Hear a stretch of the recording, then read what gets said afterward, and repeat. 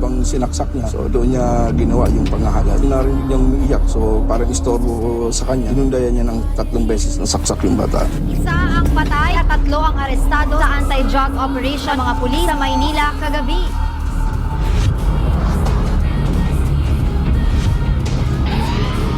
If you destroy my country, I will kill you. And do not ever think that you are the only one who can do evil things. Kasi ako, marunong rin akong bumaba sa impyerno to really meet you where you want it to be. But I would be harsh. And wala akong tolerance sa droga. Zero.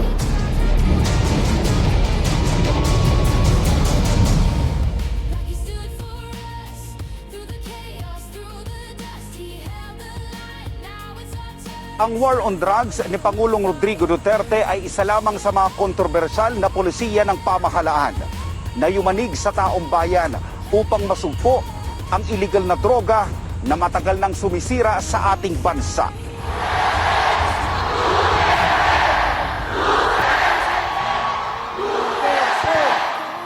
Pag sinabi kong huminto ka dyan.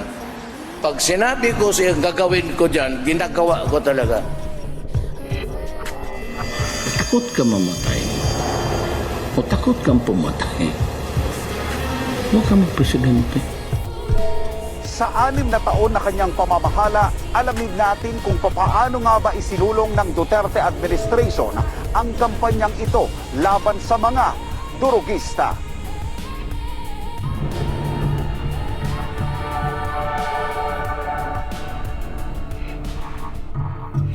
Lahat ng sektor dito tinamaan. And the enormity of the problem is staggering. It was really spreading like wildfire. And I was scared for my country kasi Pilipino ako. At that time that nung wala pa si President Duterte, nakita natin yung extent ng damage ng drugs.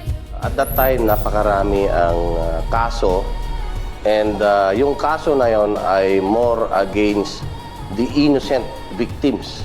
Ito ay perpetrated by the different violators of law. In short, mga criminals ay connected sa illegal na droga. The illegal drugs is flooding in the streets. So, sobrang laki ng supply at that time. Bago maluklok si Pangulong Duterte, nasa 3 milyong Pilipino ang lulong sa iligal na droga ayon sa Dangerous Drugs Board o DTB. Ayon pa sa ahensya, 80% ng mga heinous crimes o mga karumaldumal na krimen sa bansa ay konektado sa iligal na droga. Kabilang na ang mga kaso ng walang pakundangang pagpatay at panggagahasa na walang pinipiling edad o relasyon sa tao.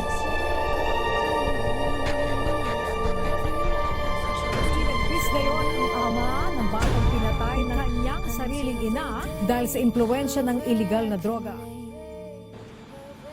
Ngayon, presidente ako, I have to worry sa lahat ng mga anak ninyo. Why? Because kung 3 million yun, 2 years o 3 years ago, incremental, ibig sabihin, tumubo talaga yan. Maraming na-contaminate naman kasi yung natamaan, paghanap ng biktima yon para suporta niya. Yun namang isa, and it's a vicious cycle. Talagang galit ako sa droga. Sinisira ang bayan ko. Mahal ko ang bayan ko. Mahal ko kayo. Sa pagpasok ng Duterte administration, naging battle cry nito ang war on drugs at nangakong tatapusin sa madaling panahon. I would stop drugs and criminality in 3 to 6 months. Alam mo, itong mga Gano'n na lang ang sakripisyo ng Pilipino at the expense of their dignity and being a human being. Di mo lang alam ang sakit ng puso ko. Kasi leader ako eh. I have to show my anger.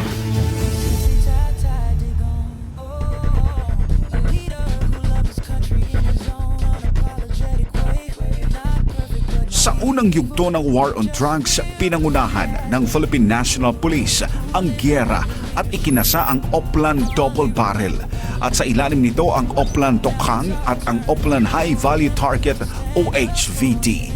Layunin ng Oplan Tokhang na pakiusapan ang mga gumagamit ng illegal na droga na sumuko na sa gobyerno at hikayatin silang magbagong buhay.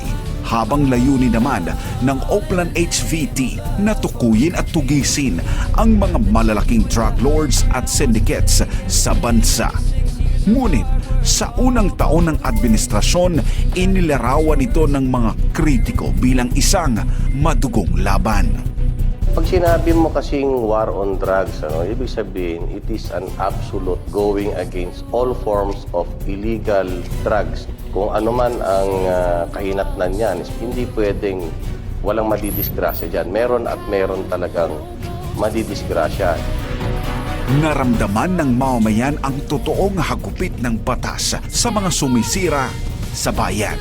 Yung Oplan Tokhang kasi nung una ay medyo masalimot. Masalimot in the sense na kasi nga talagang our PNP focus on the supply reduction. And when you say supply reduction, yun yung paglipanan ng napakaraming droga anywhere. Tulad ng mga dagang nagtatago sa kasuluk-sulukan ng bahay, nagimbal ang mga lungga ng mga drug addicts sa buong bansa. Dahilan ng malawakang pagsuko ng mga ito sa gobyerno. Sa unang 100 araw ng Pangulo, higit 700,000 drug users and pushers ang sumuko sa otoridad. Pero, ika nga, sa gyera, imposibleng walang dumanak na dugo. Naging sunod-sunod ang pagbulagta ng mga drug personality sa mga anti-drug operations na isinagawa ng PNP. Dahil dito, nabalot ng kontrobersiya at batikos ang drug war ng administrasyon. Sunod-sunod ang naging pambabatikos at panawagan ng ilang human rights group maging ng international community na nananawagan ng pagtigil ng umano'y extrajudicial killings o AJK ng Estado. Hindi naman nagpatinag ang Duterte administration dahil nagpatuloy ang drug war sa kanyang panahon.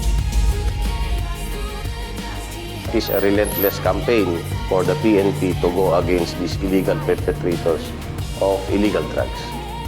Alam mo, pag huminto ako dito, disgrasya ang kabukasan ng mga anak natin. Your concern is human rights. Mine is human life. We will create an interagency committee on illegal drugs that will integrate efforts and strengthen the partnerships of all stakeholders. Noong 2017, upang mas mapaigting pa ang drug war, pinirmahan ni Pangulong Duterte ang Executive Order No. 15 na nagtayo sa Interagency Task Force on Anti-Illegal Drugs o ICAD. Binubuo ito ng iba't ibang ahensya ng pamahalaan na tutugon sa problema sa illegal na droga.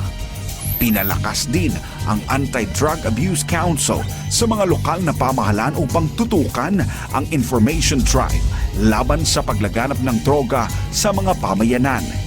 Isang executive order naman ang pinirmahan ni Pangulong Duterte upang ilatag at itatag ang Philippine Anti-Illegal Drugs Strategy kung saan nakabalangkas ang mga estratehiya ng pamahalaan upang sugpuin ang illegal na droga sa bansa. Itong droga, walang compromise dito.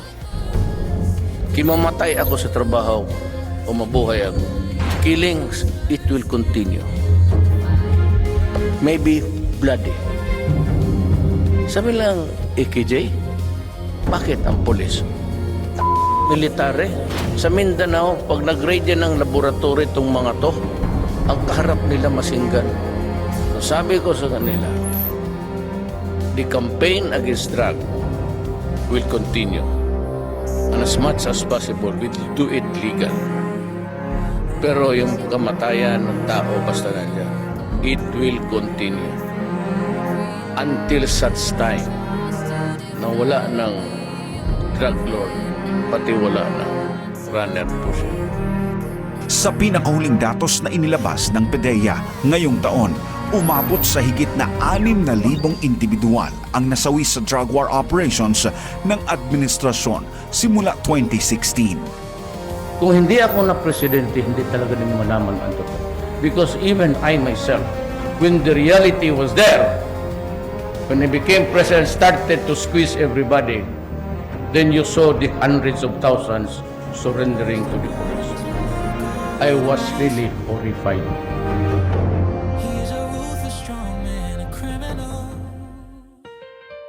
Samantala sa gitna ng maingay na pagkundina ng mga kritiko ng drug war, ilang libo rin ang nasawi mula sa hanay ng kapulisan upang masugpulang ang iligal na droga.